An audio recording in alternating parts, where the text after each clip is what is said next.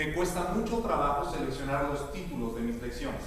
Conferencias, lecciones o temas, me cuesta mucho trabajo seleccionar títulos. De vez en cuando le pongo una frase bíblica para que suene así muy importante. Tomo una frase de la Biblia y la pongo como título de sermón y entonces ya me siento que soy bien inteligente, bien bíblico, bien espiritual. Pero la mayor parte del tiempo, como tengo problemas con la creatividad, a pesar de que me encanta la creatividad, en ocasiones me traiciona. Y termino utilizando frases de dichos populares, de dichos del pueblo o de refranes, y es la forma en la que utilizo los títulos de mis sermones. El tema de hoy, titulado Firme en la tempestad, habría conmigo, ¿firme en la tempestad? Es tomado precisamente de eso, de un poema, aquel poema muy famoso que se convierte en una oración. De hecho es una oración que es escrito y que es anónimo, pero que fue escrito por allá hace unos 200 años, y no sabemos quién fue el autor. Aquel poema que dice: dame, oh Señor, un hijo lo bastante fuerte para saber cuándo es débil y lo bastante valeroso para enfrentarse consigo mismo cuando sienta miedo. Un hijo que sea orgulloso e inflexible en la derrota honrada y humilde y magnánimo en la victoria. Dame un hijo que nunca doble la espalda cuando debe erguir el pecho. Un hijo que sepa conocerte a ti y conocerse a sí mismo, que es la piedra fundamental de todo conocimiento. Condúcelo, te lo ruego, no por el camino cómodo y fácil, sino por el camino áspero, aguijoneado por las dificultades y los retos. Ahí, déjale aprender a sostenerse firme en la tempestad y a sentir comprensión por los que fallan. Dame un hijo cuyo corazón sea claro, cuyos ideales sean altos. Un hijo que aprenda a dominarse a sí mismo antes que pretenda dominar a los demás. Un hijo que avance hacia el futuro, pero que nunca se olvide del pasado. Y después que le hayas dado todo esto, agrégale, te lo suplico, suficiente sentido del buen humor, de modo que pueda ser siempre serio, pero que no se tome a sí mismo demasiado en serio. Dale humildad, para que pueda reconocer siempre la sencillez de la verdadera sabiduría, la mansedumbre de la verdadera fuerza. Entonces yo, su padre, me atreveré a murmurar: no he vivido en vano. Y este poema nos da esa frasecita especial, pero por otro lado también nos dice: ay, gracias. Al final doy lo que quedamos aquí. ¿Sabe que ese poema me encanta la frasecita cuando el padre le pide a Dios? Imagínense nada más. Generalmente tenemos el concepto de que los padres buscan el bienestar de los hijos, ¿a poco no? Pero este padre de este poema le dice al Señor: dale problemas, dale muchos problemas, llévalo por el camino aguijoneado por los problemas y las dificultades. Y uno dice: qué padre tan malo, como esos padres cuando el hijo le prohíbe ver televisión y el hijo le dice al papá: no me quieres, no me amas, prohibido usar tu teléfono celular. Padre, mejor mátame, pero no me prohíbas usar el teléfono celular. Bueno, este padre pide que vaya por las pruebas, pero me encanta la frase: enséñale al estar en las dificultades, en las tempestades, a mantenerse firme. Y es de lo que estaremos hablando. Cuando escucho ese poema, en la oración de un padre, que usted puede buscar ahí en línea, mi mente se transporta directamente al mar de Galilea. El mar de Galilea, usted sabe que mide 3.5 millas de largo, 2.5 millas de ancho, y es extremadamente famoso en la Biblia. Constantemente se está mencionando con diferentes nombres. Se le menciona como el mar de Cineret, se habla también del mar de Genesaret. Ya en el Nuevo Testamento, después en el tiempo de Tiberio, el emperador, se le llama el mar de Galilea, se le llama el mar de Tiberiades, pero generalmente lo conocemos como el mar de Galilea. Ahora, se le llama de Cineret porque tiene como una forma como de un arpa, y la palabra Cineret significa arpa. Y cuando usted lo ve, bueno, si lo ve desde un mapa de lo alto, sí parece como un arpa. En este mar Jesús llevó a cabo diferentes milagros, pero el que vamos a tratar el día de hoy tiene que ver con nuestra historia.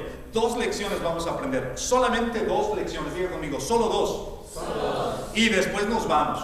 Hoy vamos a irnos temprano porque pues está el partido de fútbol, América Cruz Azul. Y si juega el América Cruz Azul, ¿dirías? No, ¿verdad? Bueno, quien vaya a jugar, nos vamos temprano el día de hoy para poner en práctica la lección. ¿Le parece? Usted se compromete conmigo a poner en práctica lo que vamos a aprender. Yo me comprometo con usted a ser breve. ¿Estamos? ¿Trato hecho? Perfecto. La historia se encuentra en Marcos, capítulo 4. Se la voy a leer de la Nueva Traducción Viviente y usted me dice qué piensa acerca de esta historia. Dice la palabra de Dios: al atardecer, Jesús dijo a sus discípulos: crucemos al otro lado. Así que dejaron a las multitudes y salieron con Jesús en la barca, aunque otras barcas lo siguieron. Pronto se desató una tormenta feroz, y las olas violentas entraban en la barca, la cual empezó a llenarse de agua. Jesús estaba dormido en la parte posterior de la barca, con la cabeza recostada en una almohada. Los discípulos lo despertaron. Maestro, ¿no te importa que nos ahoguemos? Cuando Jesús se despertó, reprendió al viento y dijo a las olas: ¡silencio! ¡Cálmense! De repente el viento se detuvo y hubo una gran calma. Luego él les preguntó: ¿por qué tienen miedo? ¿Todavía no tienen fe? Los discípulos estaban completamente aterrados. ¿Quién es este hombre?, se preguntaban unos a otros. Hasta el viento y las olas le obedecen. La palabra del Señor, increíble. Fíjense lo curioso. Vemos una historia que constantemente nos recuerda que Jesús tiene el control sobre la tempestad. Aprendo varios principios sobre esta historia. Leo este pasaje y me enseña, primer aspecto que aprendo, es que las tempestades llegan cuando menos la esperamos. Cuando menos esperamos, ¡zas!, llega la tempestad. ¿Cuántos de aquí están planeando divorciarse en los próximos 2 años? Levanta la mano. ¿Cuántos aquí están planeando morir en los próximos 6 meses? ¿Quiénes están planeando tener alguna enfermedad terminal? ¿Quiénes están planeando tener alguna dificultad familiar de tal grado que haya una separación? ¿Cuántos están planeando que sus padres se separen? Las tempestades llegan cuando menos las esperamos y siempre nos atacan.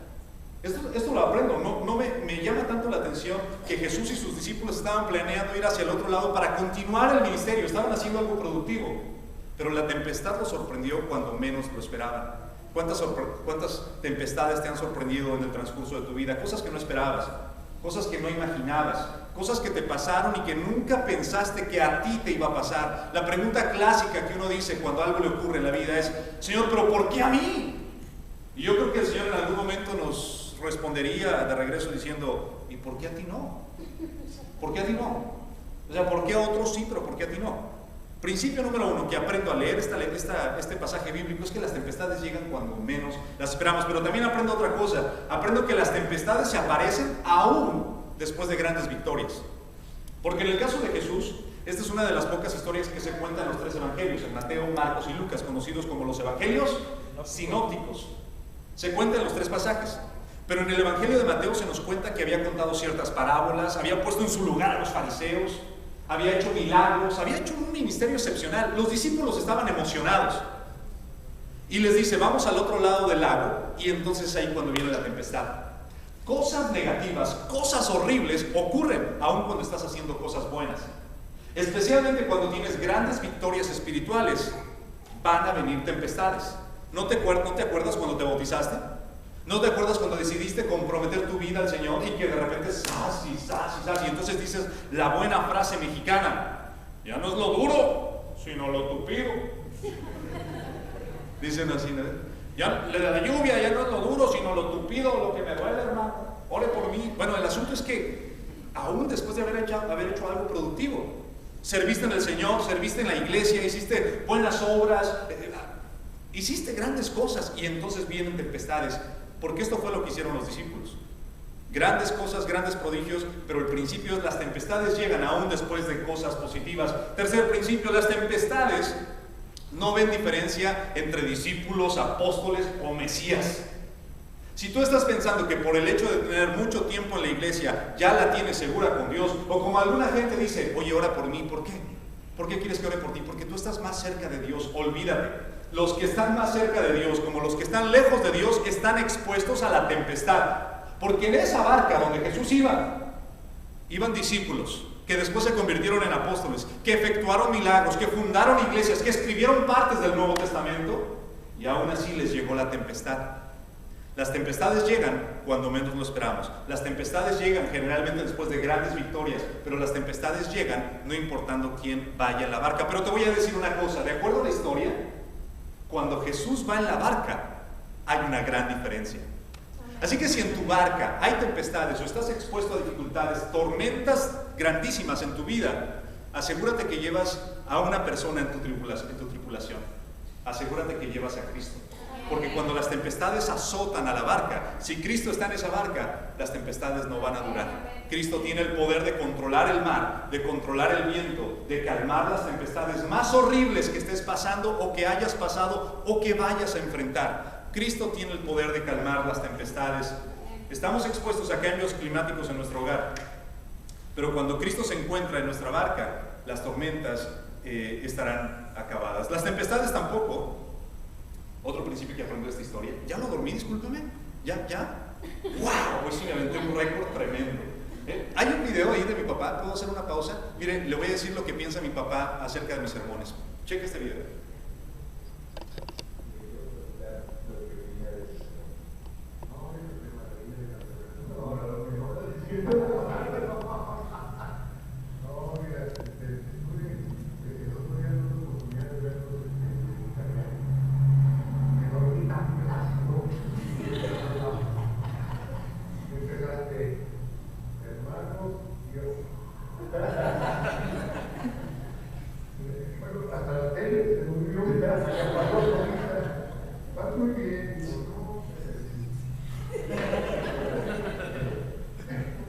Fíjese nada más, el papá del predicador piensa que sus sermones son un tremendo somnífero. Así que no lo culpo, tiene razón. Entonces aprendo todas estas lecciones, pero también aprendo que las tempestades jamás, en ningún momento destruyeron a la barca ni a sus tripulantes. Por el contrario, los tripulantes, aquellos que iban en la barca, fueron protegidos por el Señor, por la calma. Te quiero decir una cosa, iglesia del Señor, y que no se te olvide, y si se te queda solamente esta enseñanza, gloria a Dios. El matrimonio y la familia fueron diseñados para funcionar. El matrimonio y la familia fueron diseñados para tener éxito. Fueron diseñados por el Creador. Deja de tener esa falsa idea de que, bueno, no funciona, pues bueno, aquí se rompió una taza, cada quien para su casa. ¿No funcionó? No, la familia está diseñada para funcionar. Y no es cuestión de la tormenta. La barca, el problema de que se estaba llenando de agua no era por causa de algún defecto por parte de la barca. Tampoco era culpa de los tripulantes. El problema era la tempestad. ¿Y quién calmó la tempestad? Cristo calmó la tempestad. Las familias están para funcionar. Los matrimonios están garantizados tener el éxito. Pero asegúrate que tienes en tu tripulación a la persona correcta. Tu familia va a funcionar en la medida en que tengas a Cristo como el centro, como tu capitán, como tu estandarte, como la vela que te empuja, como el motor de tu barco, como el ancla de tu barca. Amén. Mientras Cristo sea el centro de tu vida, tu familia está diseñada para triunfar. Amén. Muy bien, aprendo todo esto y llego a la conclusión de que siempre va a haber tormentas, pero es muy importante entender a quién voy a recurrir. Entonces aprendo, las tormentas siempre van a existir. Pero hay un principio todavía más profundo que tiene que ver con la idea de clima familiar. ¿Cómo es que los discípulos pudieron salir de esa? Es decir, no perecer en ese incidente. Conocían el principio número 1 que las familias deben entender. Y este principio, la mejor forma de ilustrarlo es a través de un objeto. Mire, la verdad es que lo traje por acá. Y no es un pollo, no vaya a pensar. Fíjense que la mejor forma de ilustrar lo que los discípulos estaban haciendo es a través de una sombrilla. Ay, mire, ahora sí ya sentí mejor la luz. La sombrilla, esta es una buena ilustración de lo que los discípulos hicieron. En la barca, ellos no necesitaban una sombrilla, pero ellos tenían que utilizar el principio detrás de una sombrilla. Miren, una sombrilla, un paraguas, lo que implica es que el que está aquí adentro no se va a mojar. ¿Cierto o no? ¿Cierto o no? El que está aquí adentro no se moja. Probablemente algunas chispitas de parte del agua que cae en el piso, pero la idea es que el que está debajo del paraguas no se moja. El paraguas tiene la función de proteger. ¿Estamos? Los discípulos sabían que la persona a la cual tenían que recurrir los podía proteger. Y ellos no empezaron a decir, Pedro, a ver, mueve la barca, o Juan, haz esto, tú tienes experiencia en el mar. Ellos no hicieron eso, por el contrario, ¿sabe qué fue lo que hicieron? Recurrir a la persona correcta. A eso se le llama sujeción. Diga conmigo, sujeción. A eso se le llama sujeción. Si nosotros como familia entendiéramos la importancia del principio de la sujeción, nuestras familias serían diferentes. Toda esa lucha de poderes, todo ese conflicto, todo ese problema, lo podríamos cambiar cuando entendamos que la sujeción significa estar ahí para proteger. Tu función como padre de familia no es la de estar dando órdenes. Tu función como padre de familia es proteger. Tu función como esposa, como familia, como hijo, como hija, es la de estar debajo del paraguas, es decir, tener la protección. De hecho, la palabra griega para protección en la Biblia es la palabra estar bajo el cuidado de. Es decir, cuando una persona está sujeta a alguien, es la persona que está cuidando de ese individuo o de esa persona. Ahora, nosotros como hispanos nos han contado, nos han puesto en la mente que sujetarse al esposo o sujetarse a la cabeza del hogar es malo. Mija, usted no se vaya a dejar mangonear de ningún pelado, porque yo para eso le enseñé. Que me la quiere mangonear, usted le da sus 2, 3 cachetadas guajoloteras para que se calme. ¿Ok, mija? Sí, papá. Oye, entonces llega la chamaca al matrimonio, pero como si fuera gallito de pelea, lista nada más para que en cualquier momento le da su gancho al hígado al esposo, porque le han entrenado toda la vida. Le han dicho que ella no se debe de dejar mangonear porque no se debe de sujetar, porque ella está para mandar. Y entonces le han implantado esta idea falsa de lo que es sujeción. Sujeción no se trata de autoridad, sujeción se trata de protección. Si tú quieres que tu esposa esté sujeta, varón, ¿estás aquí? ¿Hay algún varón? Si tú quieres que tu esposa esté sujeta a ti, necesitas aprender, cambiar el paradigma de lo que entiendes de lo que es sujeción. Sujeción no es saber quién manda más, o a ver quién ordena más rápido, quién es la orden más rápida del oeste. Sujeción significa estoy aquí para protegerte, para cuidarte. Yo recuerdo en aquella ocasión aquella esposa que dice que estaba recién casada y entonces con su esposo, el esposo llegó y la esposa lo que hace es abre la puerta, oiga, agarra una de esas ollas con las que se preparan así comida, pues con las ollas se prepara comida, pero bueno, agarra una de esas ollas que tiene el mango y entonces le da un tremendo golpe en la cabeza al esposo. ¡Sas! Y le da y toda la cuestión y lo deja pero bien golpeado. Y le dice el esposo, ¿pero por qué me pegas? Si no te hice nada. Dice, por eso, imagínate cómo te vas y me haces algo. Y entonces así aprendieron que él tenía que estar sujeto a ella. Bueno, es que sujeción no se trata de ver quién es más violento, quién es más agresivo, quién manda más. Sujeción significa estoy aquí para protegerte. Si tú quieres que tu esposa esté sujeta a ti, aprende el significado de sujeción. Estás ahí para protegerla, para cuidarla, para atenderla. ¿Y quién no se quiere sujetar a alguien que está ahí velando por mi futuro, velando por mis necesidades, velando por mí, por mi propio ser? Varón, deja de estar solicitando, pidiendo, demandando sujeción. Gánatela. Y esta se gana a través de la protección. ¿Estás conmigo? Varón, ya te enojaste. Ay, ¿te gusta que te diga nada, hombre? Bueno, el asunto es que también traigo para las mujeres. Para sostenerse firme en la tempestad, debes aprender el significado de la sujeción. En primer lugar, te quiero decir, esposo, Proverbios 19:23, ya te lo dije, pero te lo vuelvo a decir. El temor del Señor conduce a la vida. Da seguridad y protección contra cualquier daño. Seguridad y protección. El principio de la sombrilla. Sujeción significa seguridad y protección. Tú como esposo estás para cuidar de ese hogar. A mí me lastima tanto cuando de repente alguien dice, es que cuando yo estaba chiquita, cuando yo estaba chiquito, alguien abusó sexualmente de mí, alguien me lastimó. Bueno, y yo me pregunto, ¿dónde estaba el papá? ¿Dónde estaba la mamá? No, es que trabajaba mucho, lo que sea, pero tu papel es ser un paraguas, ser una sombrilla, ser una protección. Ese es tu papel, esa es tu función. Pero es que mis hijos deben de comprender que yo tenía que poner el pan sobre la mesa. No, tus hijos tienen que comprender desde el día de hoy y por siempre que tú estás para protegerlos, pase lo que pase. Porque más vale una mesa vacía que un corazón lastimado. Más vale un estómago vacío que un corazón herido. Recuérdalo y grábalo en tu mente, por favor, Iglesia del Señor. Tú como padre de familia estás para proteger, para cuidar, para dar seguridad y dar protección. Comprende el proceso y el significado. Así se le dijo al Señor, a los discípulos le dijeron, Maestro, ¿qué no te da pesar que perecemos? ¿Qué no te preocupa que perecemos? Y entonces fue cuando el Señor se levantó. Algunos dicen que Jesús se levantó y regañó al mar y regañó al viento y a los discípulos porque lo habían despertado. No, hombre, ni que fuera hispano Jesús, pero el asunto es que Él se para y con autoridad reprende lo que tiene que reprender. Yo te digo a ti, padre de familia, despierta. ¿Qué no te da pesar que tu familia está pereciendo? Despierta, recapacita, padre de familia, padre de hogar, líder de hogar. En segundo lugar, mujeres, déjate proteger. Si entendemos entonces que el principio del paraguas, que el principio de la sujeción es estar debajo del paraguas, deja de estar queriendo tomar el paraguas.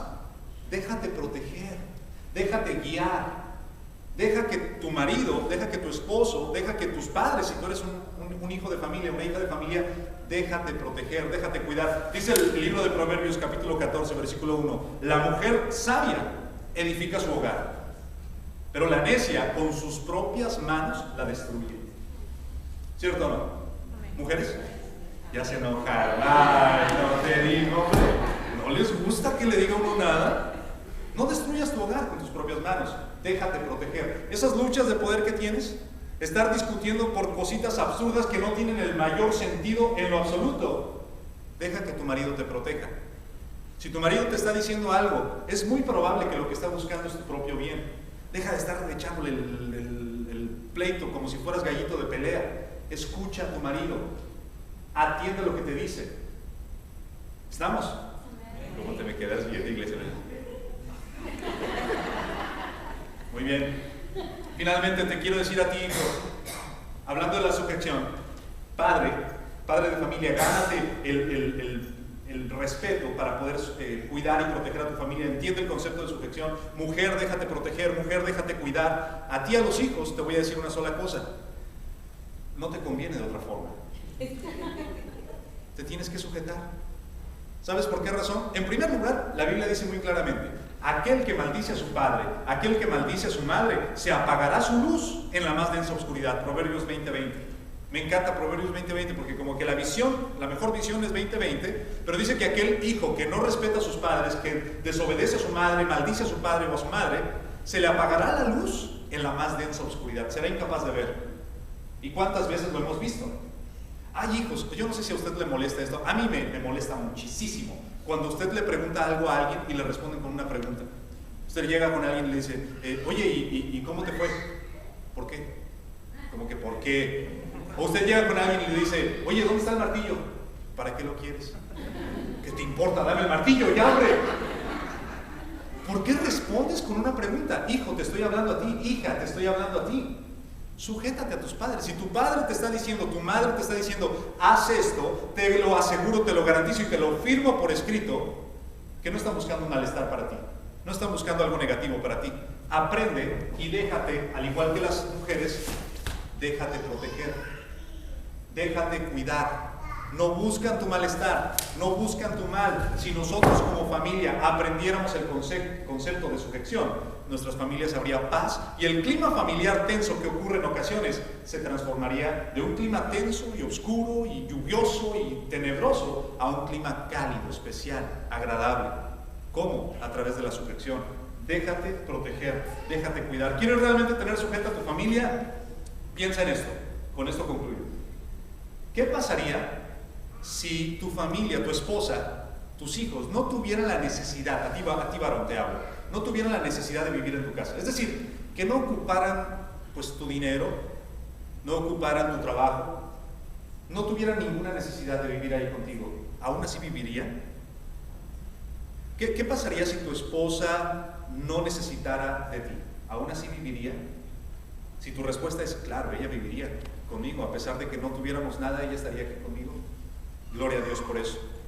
¿Sabes por qué? Porque cuando uno llega a estar, imagínate los hijos, cuando se van a la universidad y que los hijos lleguen a pensar, ay, anhelamos estar con mi papá, anhelamos estar con mi mamá, anhelamos estar con ellos porque pasamos un tiempo excepcional. Tú hiciste un excelente trabajo. Cuando una persona no tiene que estar contigo y aún así está, tú has hecho un gran trabajo. A eso se le llama verdadera sujeción. Y no que nada más, hay hijos que nada más están esperando cumplir 18 y dicen, porque, córrele, mijito, córrele, vámonos. O que pasa el primer pelagarto ahí, uy, y uno dice, ay no, pero de verdad no lo quiero ni de yerno, pero ni de broma. Y con el primero que pasa, con ese se va. Con la primera lagartija, el muchacho se va. La primera lagartona que pasa por ahí, el muchacho se va porque dice, cualquier lagartija es buena comparado a vivir en el infierno donde estoy. Porque el clima aquí en mi hogar no es nada agradable. Entonces lo primero que pasa es su agarra. ¿Estamos o no estamos? Entonces yo te invito en el nombre del Señor, aprende a hacer cambios radicales, que estas charlas que estamos recibiendo, estas conferencias, estos sermones, como le quieras llamar, que hagan mella en nuestro corazón, que empecemos a transformar nuestras conductas, nuestros comportamientos, nuestros paradigmas, cambiar lo que nos han dicho por años y empezar nuevas conductas, nuevas tradiciones en nuestro hogar y sobre todo anhelar buscar la sujeción de la forma correcta. Sobre todo, permíteme darle un cambio, un cambio de página a este sermón y decirte, cualquiera que sea tu tempestad, que no se te olvide una cosa: Cristo tiene el poder de calmar las tempestades más oscuras de tu vida. ¿Estás pasando por alguna dificultad? Quiero recordarte un principio muy importante. Cristo es el Mesías, Cristo es el Todopoderoso, es el Alfa y el Omega, el Rey de Reyes y el Señor de Señores. Él tiene el poder de tocar cualquiera que sea la situación que tú tienes en tu corazón, en tu vida, y convertirla en unas aguas tranquilas, calmadas, pacíficas, todo para darte el bienestar a ti. Así que el día de hoy, con eso en mente que te acabo de decir, le voy a pedir a Ramis que pase al frente, me ayude a entonar un